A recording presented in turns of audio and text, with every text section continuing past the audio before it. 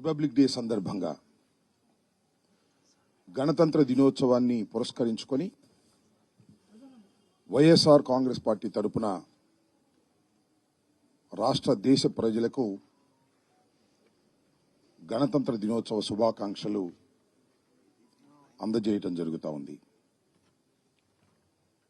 భారతదేశానికి స్వాతంత్రం వచ్చిన తర్వాత ఒక రిపబ్లిక్గా మన దేశం ఏర్పాటై మనల్ని మనం పరిపాలించుకునేటటువంటి అవకాశం కలిగింది.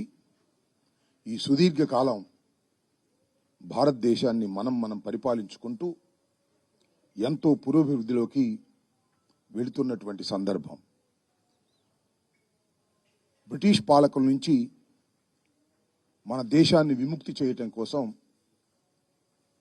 దేశంలో అనేక మంది స్వాతంత్రం కోసం మన దేశాన్ని మనమే పరిపాలించుకోవాలనేటువంటి ఒక దృక్పథంతో బానిస సంఖ్యలను తెంచుకొని రావాలనేటువంటి ఉద్దేశంతో అనేక మంది పోరాటాలు చేశారు.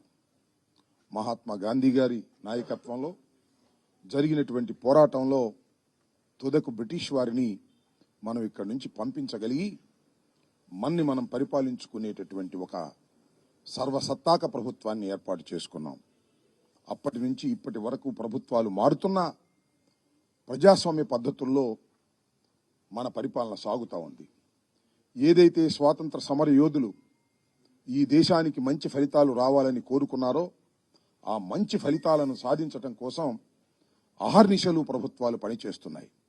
అదేవిధంగా వైఎస్ఆర్ కాంగ్రెస్ పార్టీ కూడా ఏదైతే ఈ స్వాతంత్ర భారతదేశంలో పేదరికాన్ని నిర్మూలించి పేదలు ధనికులు అనే తారతమ్యాన్ని తీసివేసి అందరూ సమానంగా ఎదగాలనేటువంటి దృక్పథంతో ఈ వైఎస్ఆర్ కాంగ్రెస్ పార్టీ అనేకమైనటువంటి కార్యక్రమాలను దేశంలో ఎక్కడా లేనటువంటి కార్యక్రమాలను కూడా ఆంధ్ర రాష్ట్రంలో ఇంట్రడ్యూస్ చేసి మంచి ఫలితాలు సాధించినటువంటి సందర్భాలను ఈ సందర్భంగా నేను గుర్తు చేస్తున్నాను.